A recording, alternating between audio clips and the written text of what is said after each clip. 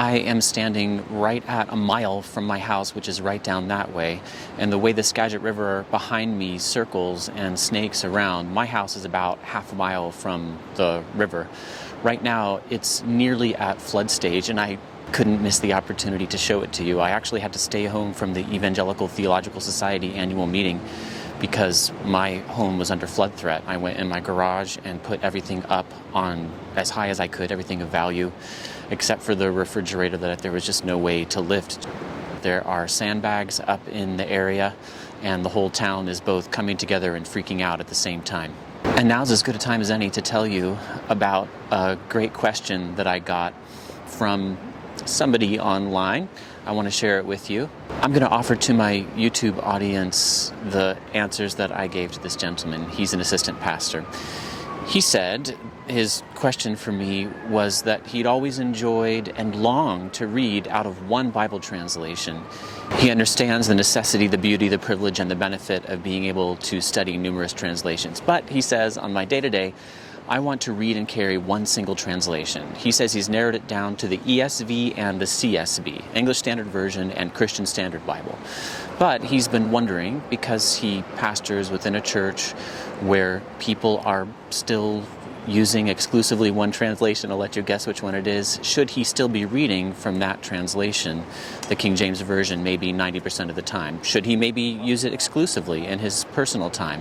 Or would I advise he asks that he use something like the ESV on a regular basis and just prep by using the King James prior to preaching and teaching? Do I have any opinion or advice? That would be so helpful, he said. I'm thankful for your ministry.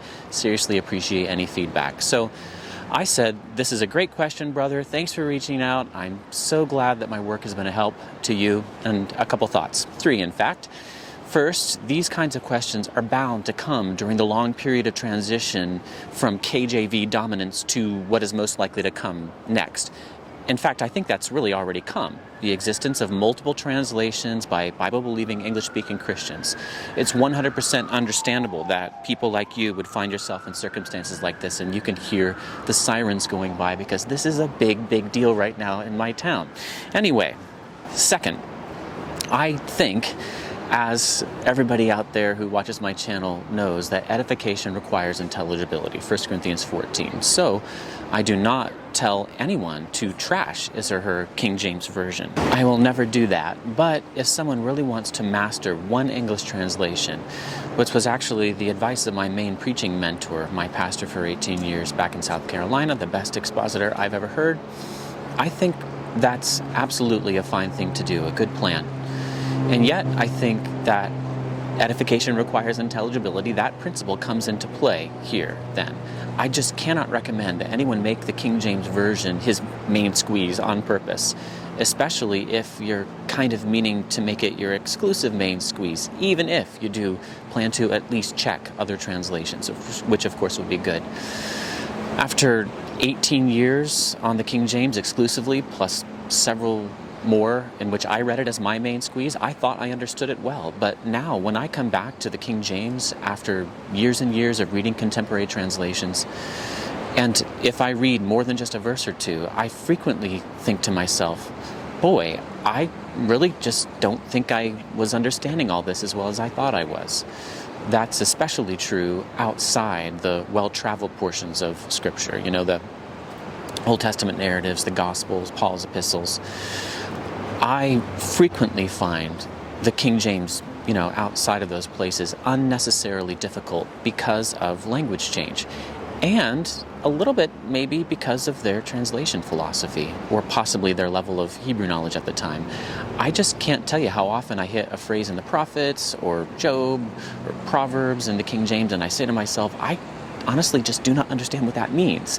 Maybe those are places in which God inspired ambiguity, or chose not to leave a viable interpretive tradition to tell us what he meant.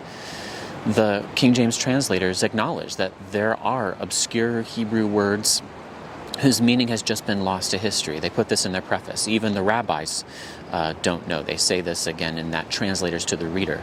The most recent example I came across was sent to me by a friend, Ecclesiastes 3:15, which literally says, at the end of the verse, God seeks what has disappeared, or maybe God seeks what has been pursued. Neither of these make very much sense in context. The line is just very obscure. So the translators of that 400-year-old version actually opt for an interpretive translation. God requireth that which is past. And they footnote the more literal rendering. But they still end up providing wording I just don't understand. God requireth that which is past. I think the King James translators did opt for meaninglessness and obscurity sometimes in Hebrew poetry out of a desire to be faithful, or sometimes they ended up producing verbiage that is now obscure because of language change. I don't always know the reason that I can't understand a given King James phrase.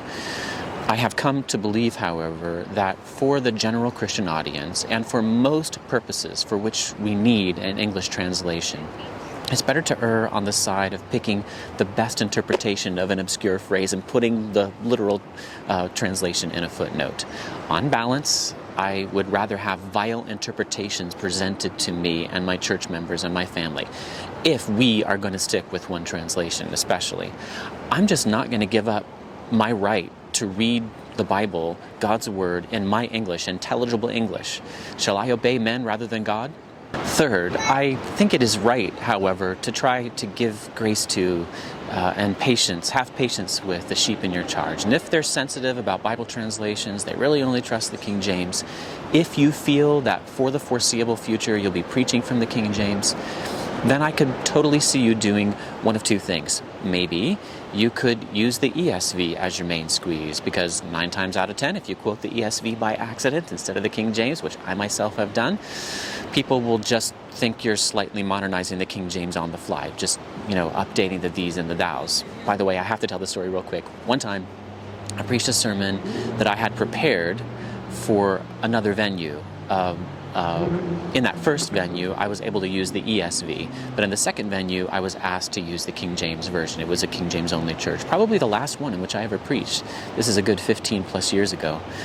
And I accidentally used the wrong notes, the ESV notes. I had prepared notes using the King James Version. I had translated the notes, the sermon notes, but I preached from the ESV version, and I didn't give it a second thought. I honestly didn't even realize I had done it, in part because the language just isn't that different. And the pastor's daughter told on me, and I was told never to come back to that church again. I did not make this up. That was my last experience preaching in a King James only church. Then the other option I think you could go with here is you could go with the CSB, the Christian Standard Bible, on purpose, so that you're not too beholden to the King James tradition. Now, I think the King James tradition is an excellent tradition. I myself use the ESV as my main squeeze, more or less, in large part because in my setting I think it's valuable to stick with that tradition. But if you know that you're going to be checking the King James before you preach, it probably will be good to regularly be in a translation that goes slightly different directions than the King James when it can. Ecclesiastes 3:15 is a good example. The CSB is vastly different from the King James, New King James, and Modern English Version, the translations that are very strongly in the King James tradition. If you use the CSB then as your main squeeze, you'll be exposed regularly to 2 great traditions of Bible translation. Now, these overlap massively. I am not saying they're vastly different. They are not. Brother, you have freedom. The ESV or the CSB, you cannot go wrong. I cannot in good conscience support a plan to go back to the King James and make it your main squeeze for the reasons that I've mentioned. But if you stick with a translation into your English, fully intelligible contemporary English, done by faithful evangelical Bible scholars that I know personally, I just think you cannot make the wrong decision. I'm praying for you right now to make the right decision. May the Lord bless you. I heard back from this brother. I asked him if I could make his comment into a video on my channel, and he said, wow, that'd be awesome. He said, I pray that God uses your video, Mark, to reach others who may have the same struggle and question that I've had. And he just said, thank you for the clarity of my answer. He's going to be chewing on it for a while, but yes, go ahead and omit his name. So thank you, anonymous brother, for giving me that opportunity, and I do hope and pray that this video can be helpful to others. It does appear that my home has escaped the likelihood of flooding. This is a multi-million-dollar flood wall behind me. You can't see it all. I'll show you some clips of it. A little water is pouring through that wall right now and right into drains, but apparently this Norwegian flood wall that our town purchased years ago has kept us from the worst of it. The river is so beautiful and so mighty. It's been up close to 38 feet, and I think the record there is 37.9 or something like that. It's usually down at 16. It's really been a scary but an interesting time. I showed my family yesterday the rushing waters, and they're really just half a mile from my house. They could easily sweep into this area if we weren't protected by those who subdued the earth and had dominion over it and built some beautiful dikes and this really effective flood wall. So anyway, anybody who's worried about me, apparently, Lord willing, as of right now, the river has crested up river from us in Concrete, Washington, and is going down there and has crested here and is going down here too. It was just really mere feet from going over the levee, and I pray that this does not happen again because it was pretty intense.